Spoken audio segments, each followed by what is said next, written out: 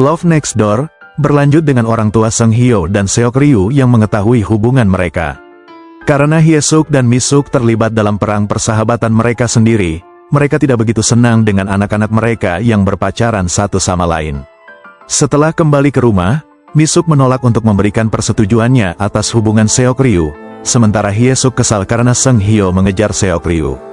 Kebuntuan pun terjadi terkait situasi tersebut.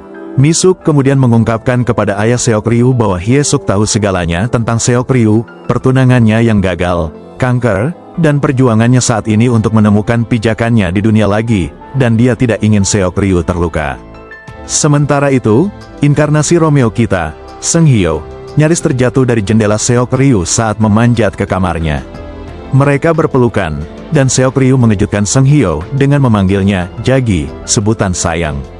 Sung Hyo akhirnya berhasil memasangkan gelang itu di pergelangan tangan Seok Ryu dan melamarnya lagi, dan kali ini dia menerimanya.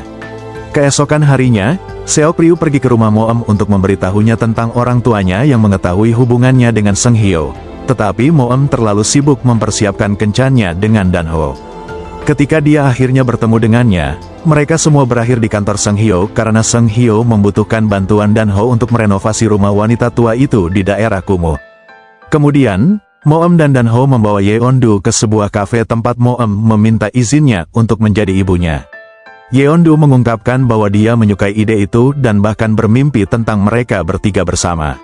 Sementara itu, ayah Seok Ryu bersiap untuk mengucapkan selamat tinggal pada tokonya dan merasa sedih karenanya. Namun, ia mengungkapkan kepada Seok Ryu bahwa ia siap untuk langkah selanjutnya.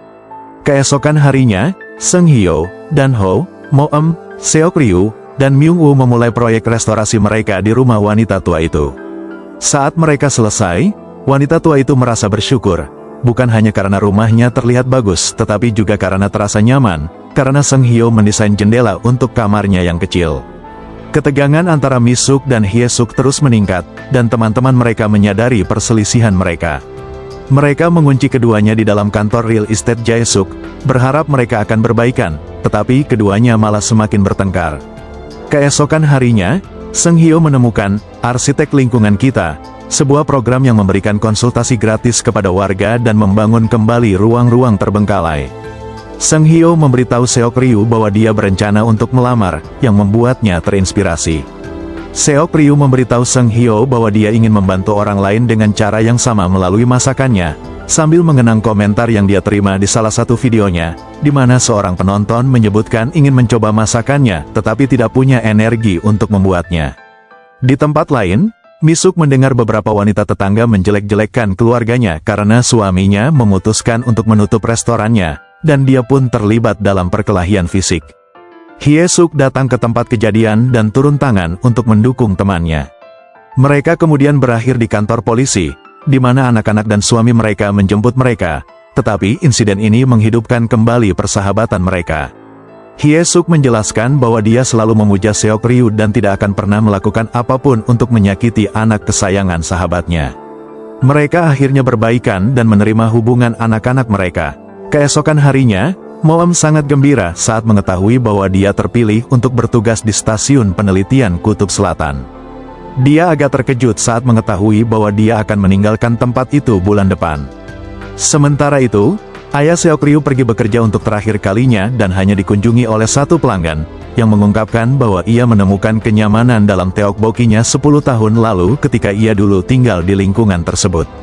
Menjelang malam, keluarganya dan keluarga Mi-suk, bersama dengan teman-teman Seok Ryu, tiba untuk makan malam di restoran. Moem membawa Dan-ho, yang mewawancarai ayah Seok Ryu tentang pensiunnya.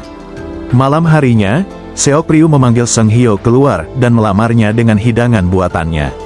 Saat episode kali ini berakhir, mereka berjanji untuk tetap bersama dalam suka dan duka. Berlanjut dengan keluarga Seok Ryu dan Sung Hyo yang sedang sarapan bersama.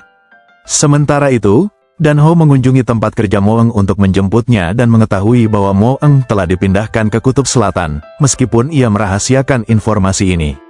Keduanya pergi berkencan pertama kali ke taman hiburan, sementara Mi-suk, Hye-suk, dan teman-teman mereka berkumpul di kantor ibu Moeng dan mengetahui tentang hubungan Sung Hyo dan Seok Ryu. Mi-suk dan Hye-suk kemudian mulai bertengkar tentang rencana pernikahan, dari lokasi hingga detail-detail kecilnya. Seok Ryu kemudian bertemu Moeng, yang mengaku tidak yakin bagaimana cara memberitahu Dan Ho tentang penugasannya kembali. Seok Ryu menasihatinya untuk jujur sebelum pergi menemui Sung Hyo. Sementara itu, Mi-suk mengajari Hye-suk cara memasak sebagai ganti pelajaran bahasa Inggris, masing-masing memamerkan keterampilan mereka sambil merendahkan satu sama lain. Pada saat yang sama, ayah Sung Hyo memberi ayah Seok Ryu pelajaran fotografi, yang dengan cepat berubah menjadi perkelahian yang lucu dan diiringi alkohol. Kemudian, Moeng menunjukkan kepada Dan Ho kaos keluarga yang dibelinya untuk semua orang, sementara Dan Ho menghadiahkan pakaiannya untuk perjalanannya ke Kutub Selatan, sepenuhnya mendukung keputusannya. Yeondu juga mendorong Moeng untuk pergi dan mengirim foto pinguin kaisar. Saluran daring Seok Ryu mulai mendapat perhatian dengan umpan balik positif atas resep-resepnya. Saat ia dan Sung Hyo menyusuri jalan kenangan, mereka menemukan toko makanan milik ayahnya, yang kini baru saja direnovasi. Sung Hyo mengungkapkan bahwa ini adalah restoran baru Seok Ryu, yang diam-diam direnovasi atas permintaan ayahnya.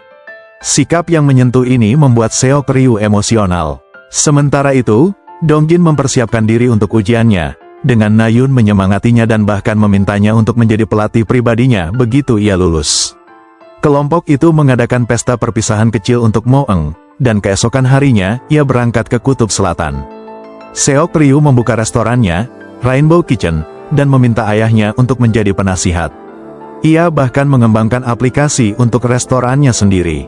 Keduanya kemudian mencoba gaun pengantin, tetapi secara mengejutkan, Seok Ryu meminta untuk menunda pernikahan mereka selama setahun karena beban kerjanya. Pernikahan Hye-suk akhirnya dilangsungkan, dengan Seok Ryu dan Sung Hyo berbagi ciuman manis di perayaan itu. Beberapa bulan kemudian, Sung Hyo diangkat sebagai arsitek publik untuk Seoul, sementara Seok Ryu memenangkan penghargaan Orange Ribbon yang bergengsi hanya 6 bulan setelah membuka restorannya. Yeondu memenangkan kompetisi coding taman kanak-kanak dan bercita-cita bekerja untuk NASA. Dongjin menjadi pelatih pribadi bersertifikat, dengan Na-yoon sebagai klien pertamanya. Sementara itu, ayah Seok Ryu dan Sung Hyo telah menjadi sahabat karib, dan sering bermain bulu tangkis bersama. Moeng masih berada di Kutub Selatan tetapi tetap berhubungan dengan keluarganya, dan Dan Ho berencana mengunjunginya untuk meliput sebuah berita. Perusahaan Sung Hyo berkembang pesat, seperti pohon delima yang diberikan Seok Ryu kepadanya. Episode ini ditutup dengan Sung Hyo dan Seok Ryu yang berdebat tentang rumah baru mereka, tetapi memutuskan untuk tetap berpegangan tangan. Mereka berjalan bersama menuju masa depan, bergandengan tangan.